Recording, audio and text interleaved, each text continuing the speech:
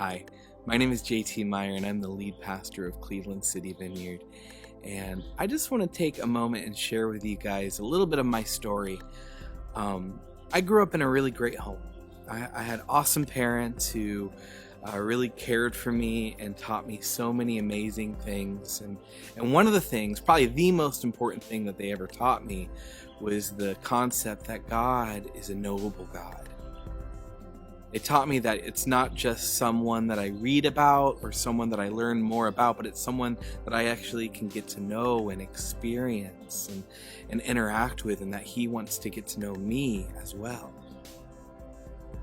And so the idea that I could have an intimate, personal relationship with God was so important to me as a young kid. And so I remember one night I was sitting in my room and just asking God. I said, "Hey, I believe that I can know you, and I believe that I can experience you, but I hadn't yet." And so I was like, "Lord, can you just come and be with me?" And I was maybe 5 years old. And I remember as I was saying that in my room, the atmosphere completely changed. And I could just feel my room get different, and I felt the presence of God just surround me. And I began to weep, and I just sat in that presence for what felt like hours, but it was probably minutes. And I ran into my parents' room, and I didn't have the language for what happened, but I said, "Mom, Dad, God hugged me." And that idea of God interacting with me and hugging me and speaking to me and having a real relationship with me marked my life, and it marked my life over and over and over again. And so my faith was not a faith based off of principles that I read in a book, but it was based on a person that I knew, Jesus. So fast forward a number of years into my late teens, early 20s, and life began to get really hard for me.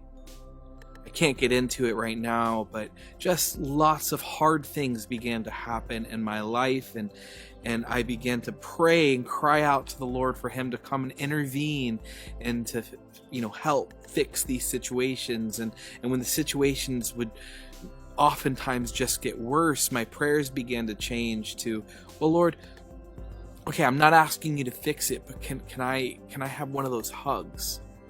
Can I just know that you're near?" And I felt nothing. And this went on for years of just feeling like God was a million miles away. And I would cry out to the Lord, and my prayers felt like they would leave my mouth, hit the ceiling, and drop back down to the floor. Have you ever felt like that? I'm sure you have.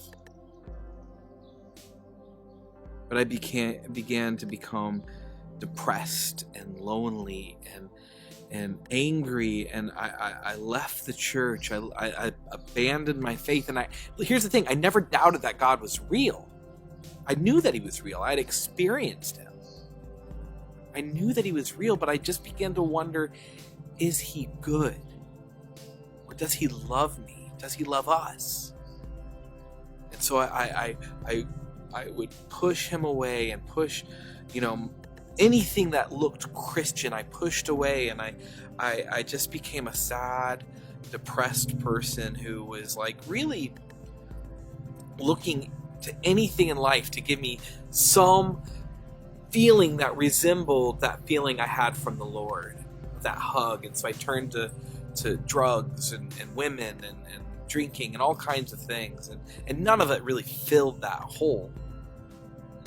And I just became really, and my church friends would always say things to me like, "Hey, listen, if you just do this, if you read your Bible more, if you spend more time doing this, or if you come back to church, then you'll be able to reconnect with God." And I would always say, "Why is it my responsibility? He's supposed to be my father." And remember, I had great parents. And I said, my parents would never treat me that way. They would never withhold from me. Why is it my responsibility? He's the adult in the situation. Why would a good father withhold from their son? And so this went on for years. And I remember a few years later, I was sitting with a good friend of mine who was just a great listener, which sidebar, it is so important that when people are wrestling with their faith, that to be a good listener for those people. That's oftentimes what they need. But he was just listening to me, not giving me easy answers. He wasn't giving me, $5 answers to $1 million questions. We were just talking, and he was in the process of teaching his son how to walk. He had about a 1-year-old son. And I don't know if you've ever taught a kid to walk, but one of the ways that you can do that is you can take like a toy, like a stuffed animal, and you could stand about like a foot or two away from your kid and just like hold it out, and the kid oftentimes will take a step to grab it, or a couple steps to grab it. And I remember talking to my friend and saying, why would a good father withhold from their son? I was talking about God, and I was like, why would a good father do that? And I remember looking over at him as he was holding something away from his son, trying to get his son to take some steps, trying to equip his son to do things that he would need to have for his whole life. And it hit me. Maybe God was teaching me how to walk. And I didn't fully grasp maybe what he was teaching me, but I thought maybe he was teaching me something. And now I can look back and I can tell you a lot of things he was teaching me. But at the time, I just remember thinking, maybe you're teaching me something. And so that night, I was in my room, and I hadn't prayed in years, but I remember saying some simple prayer like, okay, God, if you're real, which I believe that you are, I'm going to go where you are. And I'm going to trust that maybe you're teaching me something. So I'm going to take those steps towards you, and not just believe that you're having me jump through hoops, but maybe you're good and you're teaching me something. And so I'm going to come to you, and I'm not going to ask you to come to me. I'm going to come to you. And guys, in that moment, the atmosphere changed in my room. And just like when I was a boy, I felt that hug from my father. My life changed in that moment.